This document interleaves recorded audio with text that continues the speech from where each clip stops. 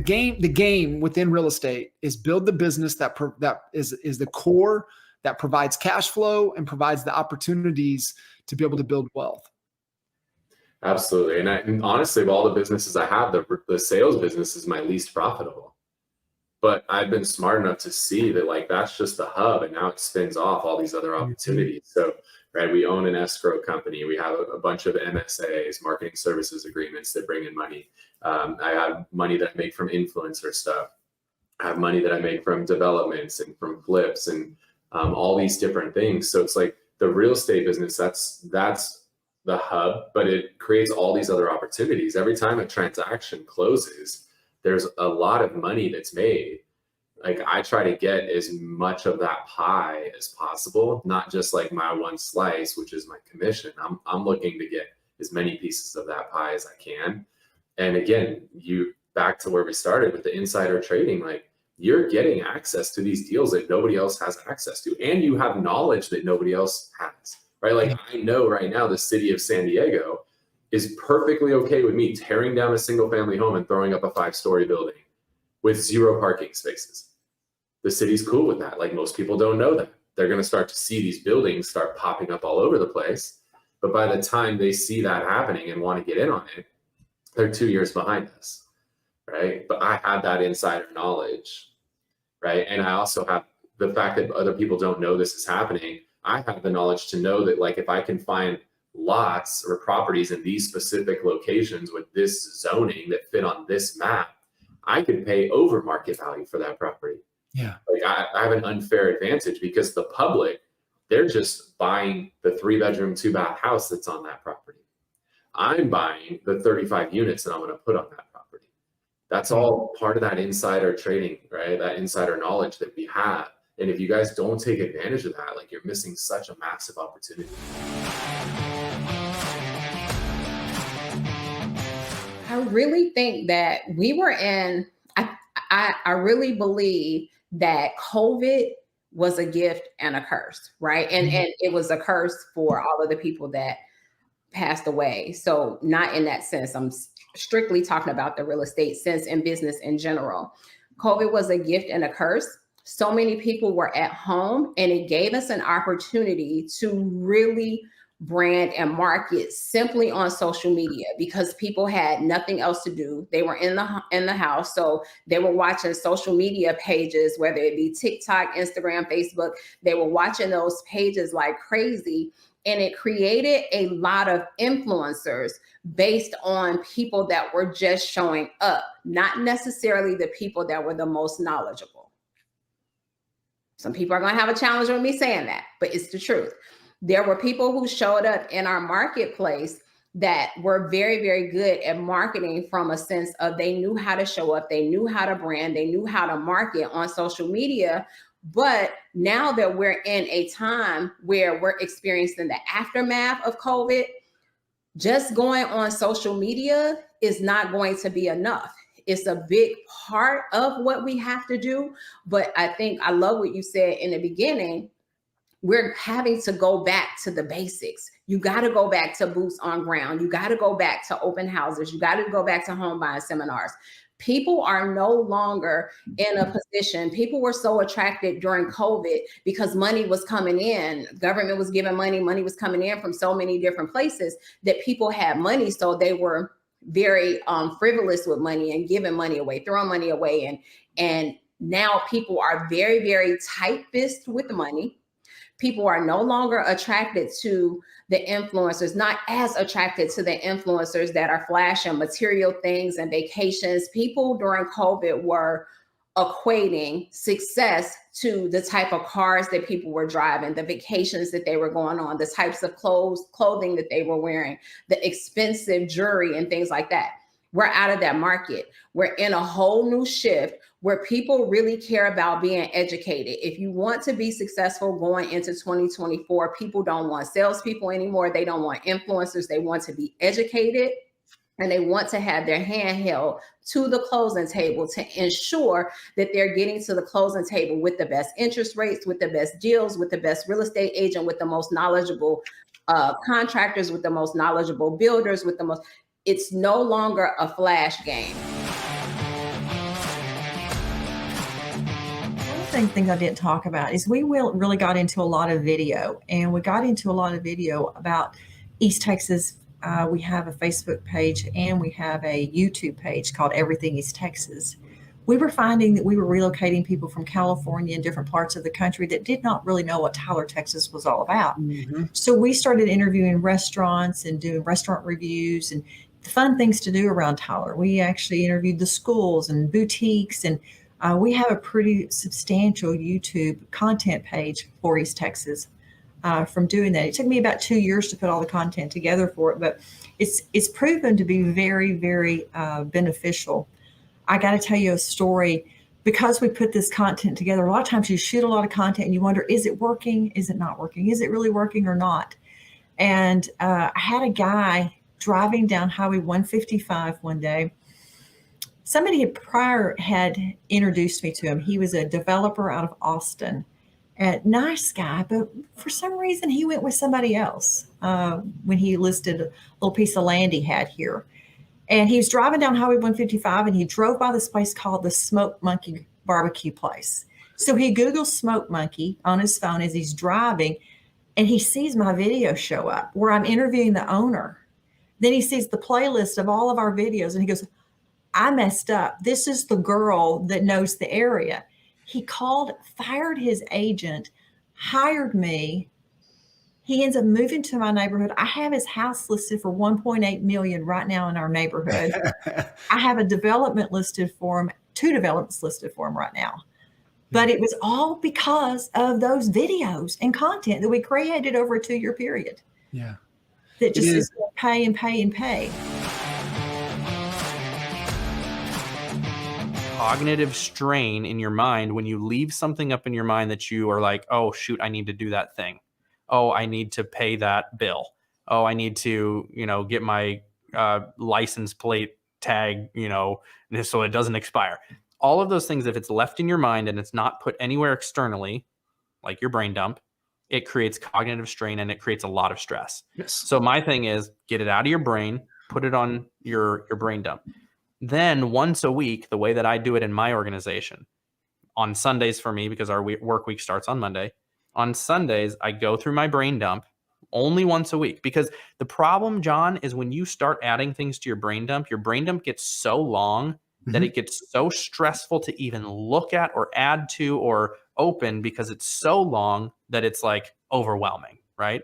So for my team, I say, look, don't work from that list. Don't look at it. You only look at that on Sundays, and you determine what the most important things, I have to have this done this week, and you move it to a this week list. And that's the only list that you look at, is the this week list. You do not look at your brain dump. You just add things to it as it comes. Could you use some AI component, and maybe there is something in Monday to where you can go in and into the brain dump and, hey, consolidate, this, if there's any repetitiveness or similarities, combine it into, fewest action items possible, least detail.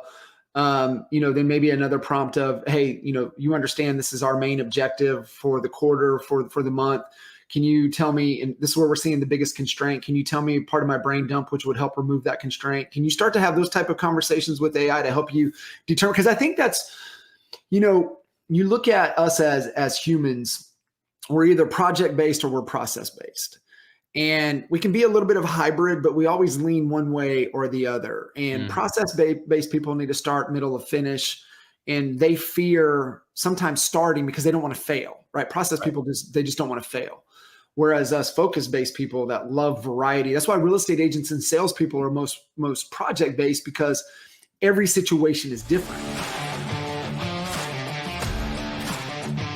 Like, okay, is that something I'm willing to commit to? And then once you're like, yep, I can commit to that, then you go. And you might not know exactly what go or all of those things are, but that's where the courage comes in, because you're just cannonballing in and be like, hey, I know I want that. I'm going to commit to it. Let's go figure it out.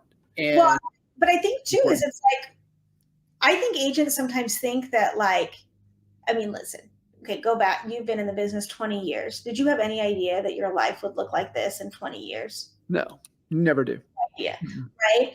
And so sometimes I think agents want a checklist. Okay, so here's step 1 all the way down to step 100. I think, and you probably agree with me on this. I maybe know what the next 3 to 5 steps are, but then I don't know what the next steps are after that, because now I'm in a different vantage point and I can see different opportunities, right? And so I think if you know the next 3 steps, go forward, and then be confident that you'll be able to figure out what the next 3 are after that. And you can always change your mind. You can always change your mind. You can always put it down. You can always pick up a different opportunity. I think so many times we think, well, if I do this, then I have to do it forever. That's not true. No, remember, it's just for a season. It's just for a season. Yeah. Yeah. I love it. Amy, you're amazing. I really appreciate you jumping in here and kind of playing all out in the conversation and really, you know, getting into that internal side first, right? Because I think it's so important. Yeah, we can build whatever. Like it's all doable. It's all possible. But like, are you going to love it or are you going to hate it? And that's where, to me, and why I wanted to spend more time with you and talking through that, because if not, you're going to possibly make a decision because somebody else is, and it could be not what you want, and it could lead to that life that you're not loving. I love this term. I think you guys are going to love it. So I start the chapter in the book talking about, like, pretend like you're like walking out of a supermarket and you recognize somebody and it's like, oh my God, that's somebody I dated like 20 years ago. Right. And you're like, you kind of barely recognize them. Right. And, you know, and then they see you and you start talking and, you know, you're doing you think you're going to do the whole hi bye, like, hey, how you doing? Good to see you. And they're like, you know, but you say, how you doing? And you get more than you bargained for. Right. Yeah. You know, you've all been there. Yeah. You know, they're on their second divorce. They're, you know, the kids from the first marriage, they don't get along. You know, then you try to switch the subject at, hey, what about your job? What are you doing for work? And, you know, like, oh, I hate my job, you know, and you know, 5 minutes into this thing, you're trying to make your way out. Right. And, you know, you finally get away from them and you get in your car and you sit down and, you know, you haven't turned the car on and you just kind of take that deep breath. And what you're feeling at that moment is JOMO, which is the joy of missing out. Yeah. You know, and in investing, this term was also taught to me by Dave Steck, which I love, is joy of missing out, because a lot of times we talk about FOMO, and this is how you make bad decisions. Yeah. Right? Is your fear of missing out. You want to put your money in, hey, everybody's doing it. Everybody's doing this thing. And you know what? If it doesn't make sense, walk away.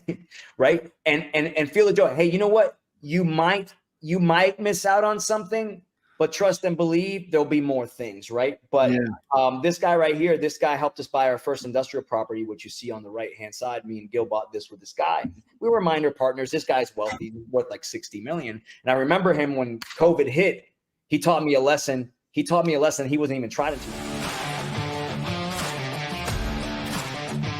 So the next one is ChatGPT going to help you exactly with that, right? Because so many times you're like, okay, what am I supposed to post about today? What am I supposed to say? I'm not inspired, all of those things. So I literally chitty chat with ChatGPT. So if you download ChatGPT on your phone as an app, there's a microphone button now, which kind of looks like a headset, which throws me off. I don't know what the microphone, whatever, it looks like a headset. You push that, you can literally, with your voice, tell ChatGPT what you want, and then she talks back to you. Right? Like you can talk about, hey, ChatGPT, I want to lose 5 pounds and I'm 5'2", 136 pounds now. What workout recommendations you have? I only have every Tuesday morning between 8 and 9. Tell me what to do. Right? And it's literally going to give you, right? You might say, hey, ChatGPT, Gogo told me I need to do 2 posts a day on my social media. I need one for the AM. I need one for the PM. I need it to be sassy, but real estate related. I represent the Greater Toronto area, metropolitan area. Our average price range is this. I'm really good at this, this, and this. Give me a social media schedule for the next 30 days. And it is going to go whoop and give it to you like, oh, okay, cool. So if you don't have ChatGPT, literally just use it as your assistant. Like if you don't know what to do, just ask it. Hey, ChatGPT, I don't even know what to ask you today, but I guess I should be making a social media post. What should I post about? It will literally tell you. So if you don't have ChatGPT, get it. Let me go back to the last one. I absolutely love my ChatGPT and I can't live without that. So lastly, we are going to talk about, let me stop sharing because this doesn't allow us to go back and forth. and then start sharing. And then lastly, we are going to talk about ManyChat. So is everybody on here familiar with ManyChat? Because it honestly works. I mean, it's unfreaking believable. For the last 2 years, we've done well over 100,000 in commission, all earned from YouTube. 2024, we're already 5 million under contract with $3.5 to $5 million in active buyers. And I define an active buyer by a buyer who I've already done a consultation with, and they have scheduled their trip to Dallas to buy a house. So we could easily probably finish this year. I think we'll get to 15, maybe 20 million in volume this year from our YouTube channel, which is super exciting. Why YouTube? Man, it's attraction, lead generation versus chase, right? This is an attraction model. You are not chasing leads. You are not cold calling leads. These leads are coming to you. And it puts you on video. Video is what's in right now in real estate. It's not the future, it is now. So everybody needs to have some type of video presence in their real estate business. These are some of the highest intent, highest quality leads you will ever work with. These people are actively searching for information in your market. No cost, all organic leads. Everything I'm going to share with you guys, I've spent $0 in marketing. I've not paid to boost these videos. I've not run in-stream ads to any of these videos. So this is a free organic strategy I'm sharing with you guys. The reason that I created this, and it came to me at 1:30 in the morning, was I was trying to help my people almost work backwards through how do I have all this passion for real estate? Because I didn't wake up and go, oh my God, I want to be a realtor for 24 years. Like who does that, right? We fall into our careers most of the time. So as I worked backwards, I stayed up all night and I fell asleep. And then I woke up at 1:30 in the morning and it just came to me. And I literally have the text message of me writing this out in my mind, how I saw it, so I don't forget it. And then I woke up that morning and I just started to go to town with this pyramid thing to get you from process to purpose. And so for me, what it started with, and I love what you said, what are you chasing? I tell people, what is your vision? What is your vision for your life? Not your why. I know you want to take care of your family. We have, 70% of our brain is wired to come from fear and protection. We need to protect ourselves. And so I get why most people, they're like, man, I just would love to make some money and be safe. And yeah, maybe have a nice car and a nice house and just be safe. Everyone wants to be safe first. And so, but safety is the byproduct, right? So, okay, how do I become safe? Well, I have to have a vision for my life. What do you want to be? A baker, a wig maker? Do you want to save people from whatever, like from trafficking? Like, what is the vision of your life? And so I think that's where people go wrong, is they don't actually believe that they can have a vision and ask for a vision. So I would say start with that. If you don't know how to have a vision for yourself, who are the people you want to be around? Who are the people that inspire you? What are they doing? Do you watch John Kitchens and go, man, I would love to be a coach. He's so cool. I love how he helps people. Okay, then maybe you have that coaching thing in you where you want to help others, but figure out who are your people, why do you love what they do, and then start to be around that so ideas can come to you. So what is the vision? And then when I think about the vision, let's just say it's real estate. Okay, well, I want to sell real estate maybe. I don't know, I'm not passionate about it. Then we start with a tool. And this is the tool where I think what most agents go through is they start real estate, then they realize it's hard, it's not fun, it's not what I thought it was going to be, and they give up by year 3 and they go, that wasn't for me. It wasn't for me. I'm not passionate about this. Well, I'm sorry guys, but my passion didn't start on year 1, year 2, year 3, year 4. I think I got really passionate about the business when I got good. And I got good when I hired my first coach 6 years into my business. And the coach gave me a roadmap, set the vision, and said, you can go there. And I went, man, I can go there. And I restarted my path. And then when I got really good and I woke up one day 5 years later, it was like, man, I'm empowered. I'm good. I'm passionate about real estate. always love jumping in conversations with you. Obviously, you and I have been working together for over a decade, and not only longtime client, but become a really good friend.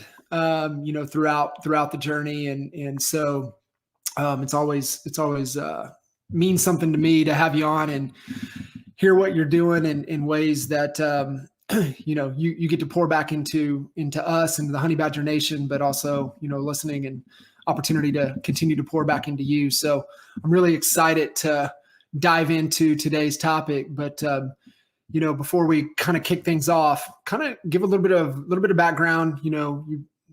OG feels like you grew up in the real estate world and the real estate business, and so being able to kind of share that, because I think talking about history a little bit will bring me kind of full circle and even to kind of where your focus and intent is these days. Sure. So I started back when I was 21. I'm in my 30th year, so a little math. Figure out the numbers there.